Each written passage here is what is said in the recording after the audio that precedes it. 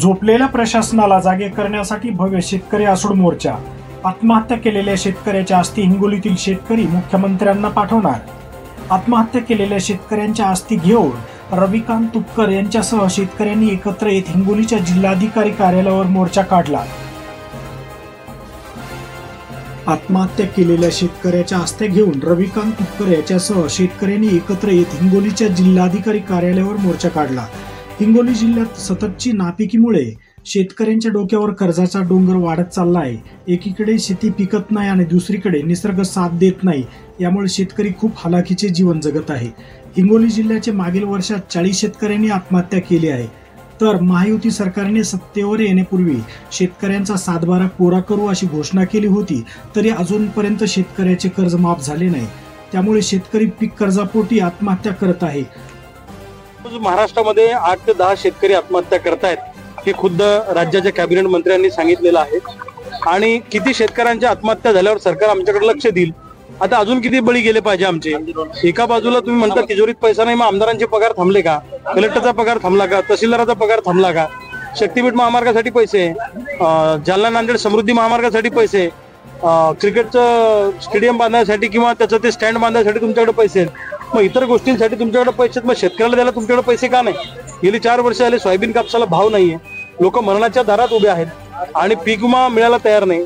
अग्रिम मिळाला पण पूर्ण पीक विमा आला नाही, हार्वेस्टिंगचा पोस्ट हार्वेस्टिंगचा पीक विमा अजूनपर्यंत आला नाही। जंगली जनावरांचा त्रास होतो, मोठ्या प्रमाणात नुकसान होतं, त्याची भरपाई नाही। मग आम्ही जगायचं कसं? या सगळ्या आमच्या पोटा पाण्याच्या हक्का मागायसाठी आज खऱ्या अर्थानं हजारो शेतकरी आम्ही रस्त्यावर उतरलो। सरकारने वेळीच जर का आमच्या प्रश्नाची दखल घेतली नाही तर हिंगोलीचा मोर्चा आजचा ट्रेलर आहे। पिक्चर अभी महाराष्ट्र में पूरे महाराष्ट्र में पिक्चर दिखेगा। आंदोलन मध्ये शक्तीपीठ तीच आहे की शेतकऱ्यांच्या परवानगीशिवाय कुठलाही महामार्ग करू नका। शेतकऱ्यांचं समाधान झाल्याशिवाय 1 इंचही जमीन आम्ही घेऊ देणार नाही। भले रक्ताचे पाठ वाहिले तरी चालतील, पण शेतकऱ्याची 1 इंचही जमीन आम्ही त्याच्यामध्ये जाऊ देणार नाही। विकासाच्या नावाखाली आमच्या जमिनी काढून अंबानी अदानीच्या ताब्यात द्यायचं धोरण सरकारचं आहे। उद्योगपतींच्या भल्यासाठी आमच्या छाताडावर आम्ही बसू देणार नाही। आम्ही शेतकरी रक्ताच्या शेवटच्या थेंबापर्यंत त्याला विरोध करणार। वडपोते नावाचा शेतकरी ज्याने आत्महत्या केली बाबळगावची, त्यांची रक्षा घेऊन आम्ही आलेलो आहे। कलेक्टरच्या माध्यमातून मुख्यमंत्र्यांना ही राख आम्ही पाठवणार आहे की आता तरी तुम्हाला ही राख पाहिल्यावर लक्षात येईल का की आम्ही मरतोय मोठ्या संख्येनं। तर हे प्रतिकात्मक आंदोलन आहे। ही राख आम्ही आता जिल्हाधिकाऱ्यांच्या माध्यमातून मुख्यमंत्र्यांपर्यंत पाठवणार। पण या यात्रा संपवावी लागेल। जर आमच्या बापाची राख सरकारच्या धोरणामुळे होत असेल तर या सरकारमधल्या लोकांची सुद्धा राख झाल्याशिवाय राहणार नाही। आणि आंदोलनाच्या माध्यमातून या सरकारमधल्या लोकांना पळता भुई थोडी करू। जसं 1977 साली आणीबाणीचं आंदोलन झालं आणि लोकनायक जयप्रकाश नारायणांच्या नेतृत्वाखाली एक मोठं आंदोलन उभं राहिलं, तशाच पद्धतीने अघोषित आणीबाणी या महाराष्ट्रामध्ये सुरू आहे।